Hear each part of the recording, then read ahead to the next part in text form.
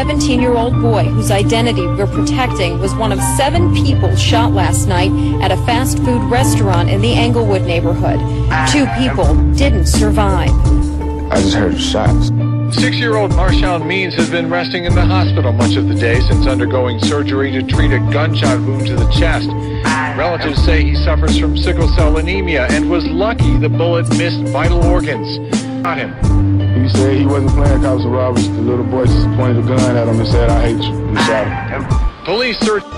Breaking news on Chicago's South Side tonight. A security guard has been shot and killed in an attempted robbery at a grocery store. A woman was also shot there, and she survived. The shots were fired at an Aldi store near 90th and Halsted. Police tonight still looking for the gunman. ABC7's John Garcia. He was doing what he loved to do, not harming anybody. Something needs to be done. Into you today, a 13-year-old boy who just loved playing basketball and he idolized Bull star Derrick Rose is dead, shot down by random gunfire. So, I'm glad to have had him for 13 years. Stephanie Brown had dinner ready for her 13-year-old son Darius and the family when a few of his friends came running to her Southside home to tell her he'd been shot in a nearby park playing basketball. My child got killed on the city streets of Chicago. A 9-year-old boy shot outside of his home overnight is hospitalized in critical but stable condition. This happened in the Roseland neighborhood at 30 East 100th Place, just blocks away from where another shooting killed a 17-year-old boy on Monday. 17-year-old Martell Fields died Monday night, a casualty of gang gunfire. My son was innocently shot. From what I'm hearing, the bullet was not intended for him. And it's terrible. He will never grow up to do what the things that he wanted to do.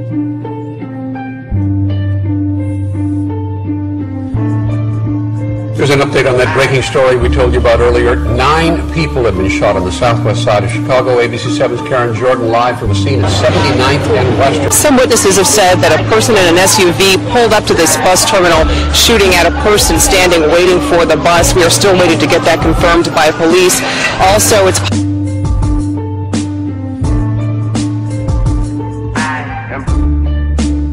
It was an extraordinarily violent weekend in Chicago with 52 people shot between Friday night and early this morning. 8 of them were killed. Good evening, This is apparent pain in the wake of gun violence. I know this is going to happen, though. When you hand with gangs, this is what happened. I mean, this is crazy. Charles Ibitoye's 17-year-old son, OJ, is among the 52 people who fell prey to gun violence over the weekend. On Sunday, Chicago police officials blame the majority of the high number of shootings on the violent and illegal activities of the city's numerous street gangs.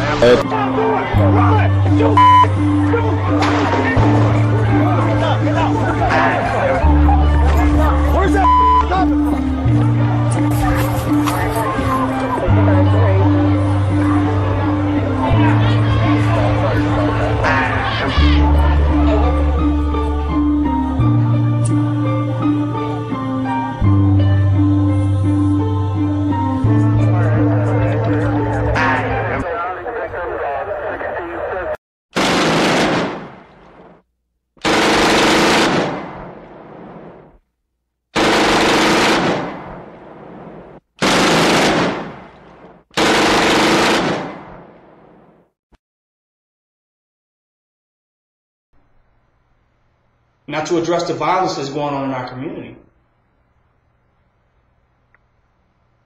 There is no peaceful way to solve violence. How these people are talking about solving violence, it would just lead to more violence.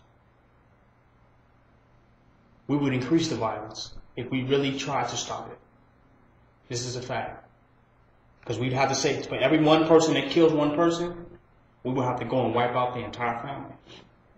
The entire bloodline. The entire murderous bloodline would have to be wiped out of existence. And then a message would get, if I kill anybody, my whole family get wiped out. That's too much for any one individual to bear, and violence would stop overnight. But it would be twice the bloodshed if we did that, right? And Negroes would be hating us more and make us part of the problem. Say, well, damn, it's more violence now for a window. We need to get somebody else over there. And then you got kings like Idi Amin and kings in Africa that they say they committed genocide to their own people by killing millions of people. You know why they killed millions of black people? Just like Negroes on the south side of Chicago. They had niggas killing niggas. They said, we'll fix it. We'll kill everybody. Don't nobody want to live. Y'all want to kill everybody? Well, let's kill every motherfucking body. That's what they did in Africa. And they say, oh, that king is evil. He's wicked, but he solved the problem. Huh? He fixed it. They always talk about how evil they are, how many people they don't tell you why. He said, I'm going to solve this goddamn problem. I'm going to kill every fucking body. Now who's left to kill? And they wipe out complete villages. Y'all can't get along? Fuck everybody. That's how it went. But they wouldn't like that. They don't want to see that. So I say, let these individuals in certain neighborhoods, they have to solve their problems among their own government. They have to get out how they get out. They have to solve problems according to their own law and order of their community. But the communities where we're at, that's where we need to be vigilant, and we need to make the rules and laws and curb the violence through our presence. Going in other people's community, telling them what to do and telling them this, that, and the other. We're not going to live and be in their community. So that's going to only last for a day, right? The only community we really can manage is what? Our own. And when that one grows, due to the people we have, right? Due to transforming the minds of the people around us, then we can do another one. Because it will become another one. It will bleed into the next one. Because we just like the people in Chicago. You know, if you touch one of our people, we're going to kill everybody. So, you know, we can't talk. We can't judge them. How do we judge them? Because we just like they are. You touch one of us, we're going to wipe out your whole motherfucking block. Literally. Just like them. So we understand. In a lot of neighborhoods and communities, we have an understanding. And each neighborhood, each community has its own understanding. And its own rules and its own politics. And they have to be respected before people get to hollering out, oh, black on black crime and it's violence and violence is everywhere. But we don't talk about the violence that the white man is doing in other countries in order to manifest his law and his order. Am I right? In Israel, white people are killing white people. Huh? Arabs is killing Arabs. Palestinians killing them. They're all the same fucking individuals. They all some bagel eating, hummus eating ass crackers. Huh? Split pea eating ass crackers. Falafel face ass. They're killing each other. But they say, oh, that's politics. We kill each other, they say, look at them niggas. You know, niggas killing niggas again. So we have to change our perspective about our communities and how we run and how we get out and how we do business. We're going to have to change our own perspective of ourselves. We have our own governments, our own laws and our own rules, our own politics within our own neighborhoods. And these communities have some degree of sovereignty to manage and govern their own neighborhoods and their own communities. So let's focus on our own. Some people worried about the shooting that's going on in somebody else's community. What the hell are you doing in your very own community? We worried about some shooting going on the other side of the world. What about what's going on in your very own neighborhood? That's more important because you live there. So you have some say-so on what goes on without intruding on the rights of other human beings to manage and govern their own cipher and their own community. Everybody want to be NATO. Right?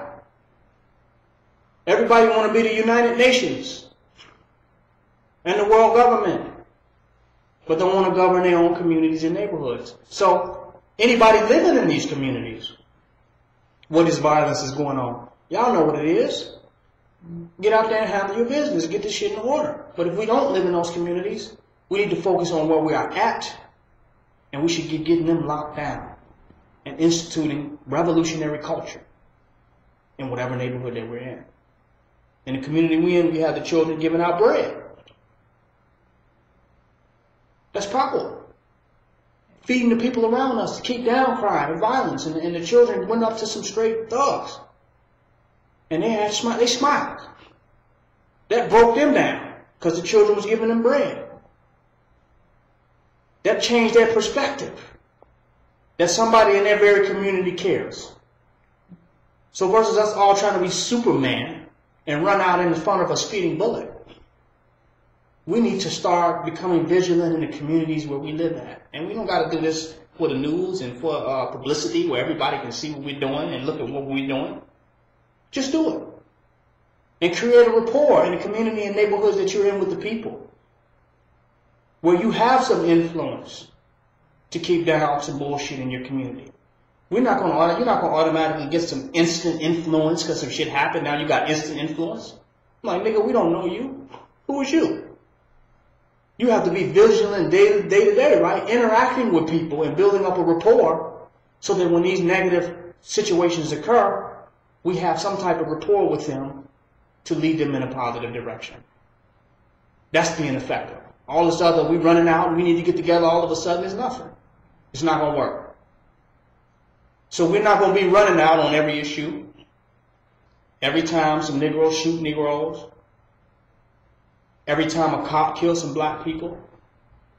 And people in that community swear by and love the police. Here it is, we running over there. We the only ones against the police. Huh? They love the police. They know them all by names. And yeah, that's Officer McMichaels. And yeah, he came to my son's graduation and all this type of crazy ass shit. They love the pigs in their neighborhood. You think we're going to run over there and be the only fucking fools? Huh? Look at these crazy, stupid ass Negroes. There are fuck the police zones that exist. Police don't even want to drive down the goddamn block. There are fuck the police zones. There are fuck black on black crime zones. Y'all hear me? There are fuck sticking up black people zones where you can be at. And in some neighborhoods, that's how people get out. If nobody's sticking nobody up, they don't know what it is. It's a bad thing when nobody gets stuck up. That's the politics of that community. In some communities, you can't stick up people. You can't do that. They don't go for that. You're not going to be able to rob people because the people in the community don't go for that. So we got to take into consideration the consciousness of people where these different things are happening. Because some people are not victims. What we consider victimization is their way of life. They talk shit about other people getting shot, but they cleaning their gun while they talking. It's a shame how black people killing one another. And they cleaning their gun off. So our goal is to effectively wake people up to black supremacy.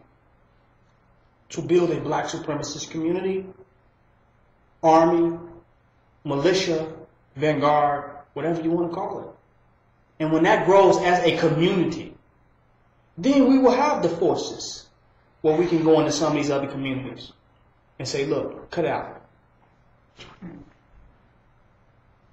Literally, cut it out. We right next door to you. We live on that block. It's 1,000 of us. Cut that shit out. Or 1,000 of us going to be on y'all block.